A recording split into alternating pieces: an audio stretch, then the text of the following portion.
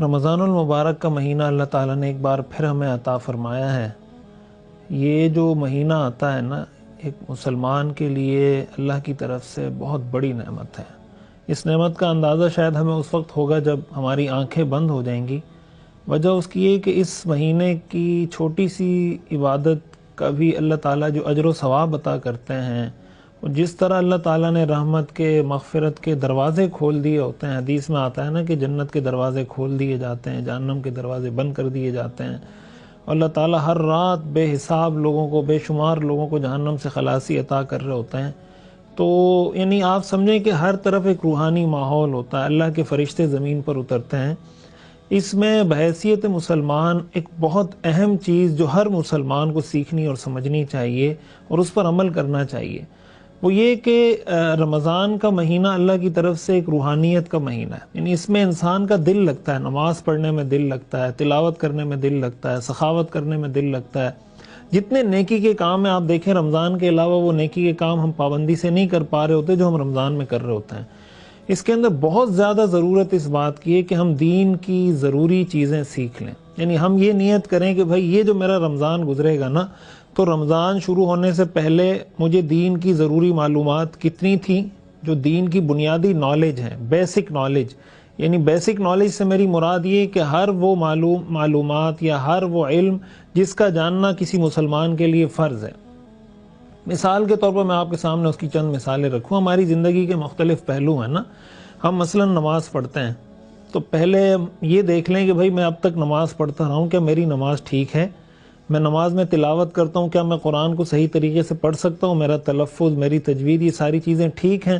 اگر ٹھیک نہیں ہیں تو آج سے ہی فیصلہ کریں کہ بھائی میں نے کسی قاری صاحب سے، کسی عالم سے، کسی مدرسے میں جا کے بات کرنی ہے کہ بھائی یہ رمضان کا پورا مہینہ آپ میری قرات اور میرا تلفظ درست کروا لیں، تاکہ کم از کم جب میں رمضان میں نماز میں قرآن پڑھتا ہوں، ساری زندگی سورہ فاتحہ پڑھتا ہوں، سورہ اخلاص، ہی کم از کم 10 صورتیں ہیں سورہ فاتحہ، اس کا تلفظ اور تجوید تو صحیح طریقے سے مجھے آ جائے۔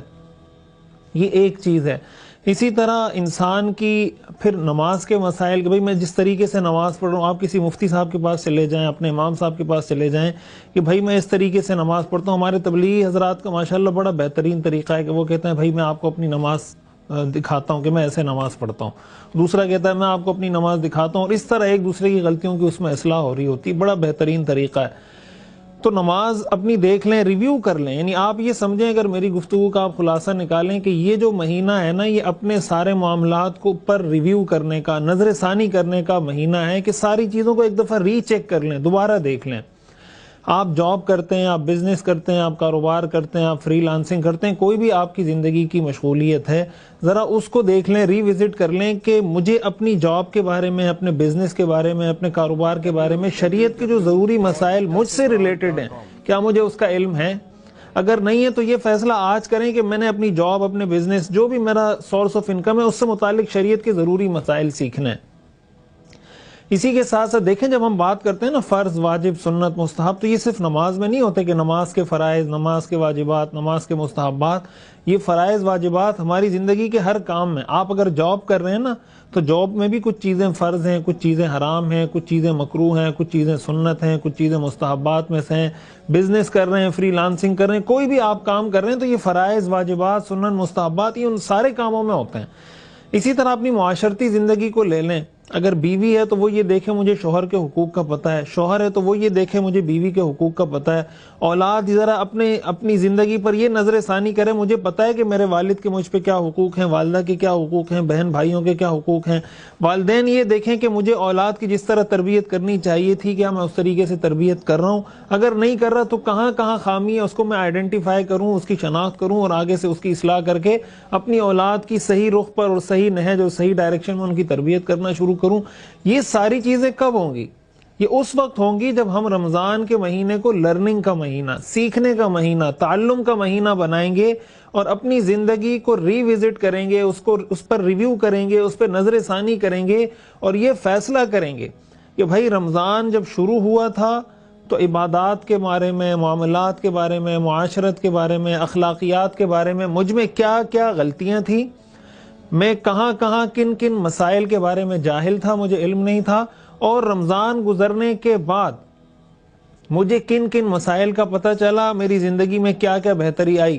اگر رمضان گزرنے سے پہلے آپ اپنا ایک چارٹ بنا لیں، احتساب کر لیں کہ مجھے یہ چیزیں پتہ ہیں، یہ چیزیں نہیں پتہ، اور پھر رمضان گزرنے کے بعد دوبارہ وہ چارٹ کو ریویو کریں اور دوبارہ ایک چارٹ بنائیں کہ مجھے اس رمضان میں کیا کیا میں نے سیکھا ہے، نماز کے بارے میں، تلاوت کے بارے میں، تجوید کے بارے میں، کاروبار کے شرعی مسائل کے بارے میں، جاب کے شرعی مسائل کے بارے میں، میاں بیوی کے حقوق کے بارے میں۔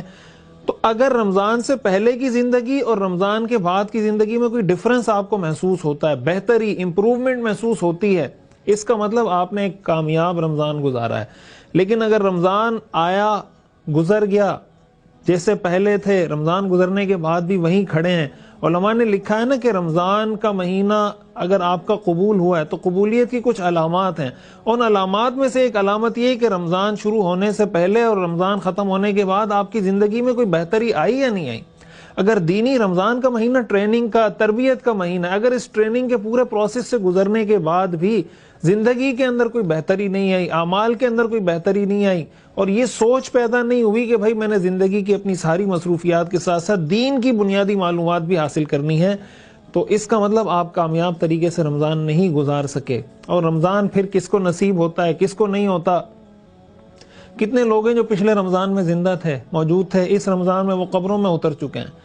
اگر وہ بہت کوشش کریں، بہت چاہیں کہ ہم ایک روزہ رکھ لیں، 2 رکعت پڑھ لیں، ایک پارہ تلاوت کر لیں، نماز کے مسائل سیکھ لیں، کیا وہ سیکھ سکتے ہیں؟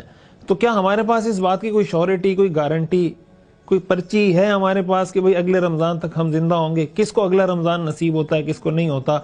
بس اس رمضان کو ایسے گزاریں کہ یہ میری زندگی کا آخری رمضان ہے، اور اس کو بہتر سے بہتر طریقے سے گزاریں۔